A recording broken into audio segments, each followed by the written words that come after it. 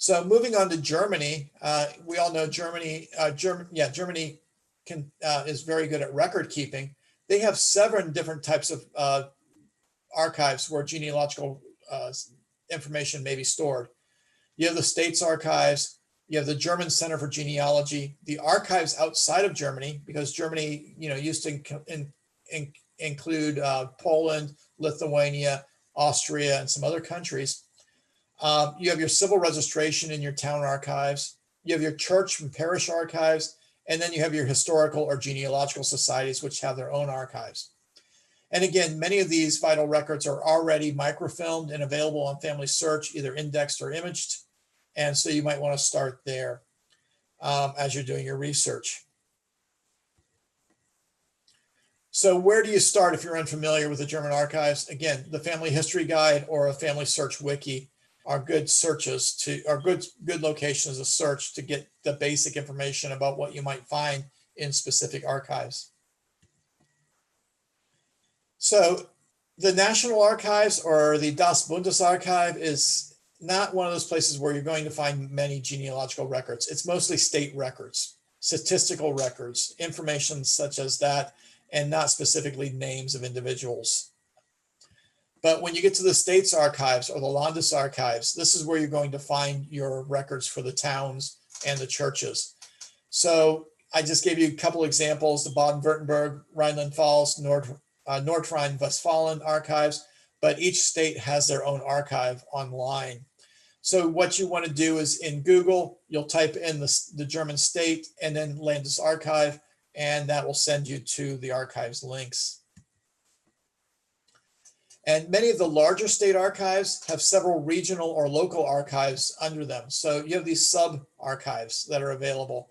So for example, if I went to the Baden-Württemberg Landesarchiv, you're going to see down below that where the colored lines are these smaller archives. So you see Freiburg, Karlsruhe, Ludwigsburg, Sigmaringen, Stuttgart, and Wertheim all have their smaller archives. And in this case here, my wife's family comes from the Karlsruhe location in Baden-Württemberg. So I'm going to click on the General Landesarchives of Karlsruhe and start searching there. When I get into the Karlsruhe archives, you can see the below up here has all of these town archives: Forchheim, Philipsburg, Rastatt, and so on. So if you know the town, it makes it a lot more, these aren't exactly towns, these are smaller regions. So these are more like a county where you have several towns located within that region. And her family comes from the Forchheim region in a small town called Ellmendingen.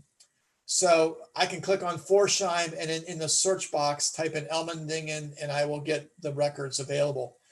You see here the ones that came up are Boschlat, the town of Boschlat. And you can see that there are the Evangelisch or the Lutheran church records, 1800 to 1822 and so on, that you can get a hold of and search through those. So my wife's family were in the Evangelisch records.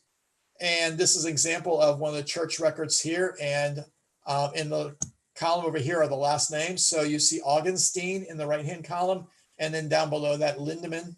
Her family is the Augenstein family, and this is the record for Philip Jacob Augenstein. And this, I believe this is probably one of his baptism records that we were able to use while we were doing our research.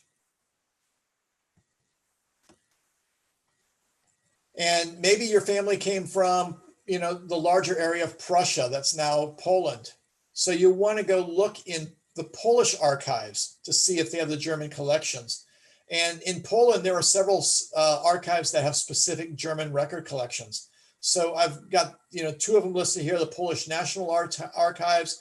And then there's another archive here that has 21 million digital copies of documents that have to deal with the period of German occupation in the 1800s, 1870s, and so on, when Prussia was over that area. And then in Germany, you can also find the church archives. So if you're looking at the Protestant churches, the Lutheran churches, and so on, Archeon would be the place to look for those. Archeon is a subscription service, but you don't have to pay for a year in advance. You can pay a day or the number of units that you want to search. Matricula is the Catholic database, and that is completely free to search the Catholic records. And lucky for me, my family is Catholic in Germany, and so I can go to most of those towns and pull up the church records into the 16 and 1700s and see their baptism, marriage, and funeral records there. And there's also the Kirchenbuch portal, which is mainly an index of where you would find different church records. And since it is a German page, they do have a specific website for finding the German archives. And you can see in this case here, on the left-hand side of the image, you have the different states in Germany, so you can click on the state and go directly to the archives there. In the middle of the page, you have different types of archives, church archives, state archives, community archives, and so on. And then on the right-hand side, you have the alphabet. So you can click on the letters that you're looking for, and it'll start pulling up those archives for you. Now, one of the things you have to remember is that when you're searching in these archives, as you would on Family Search or any other search engines or family history databases, you're only going to find the records that are indexed. So you can put in a surname.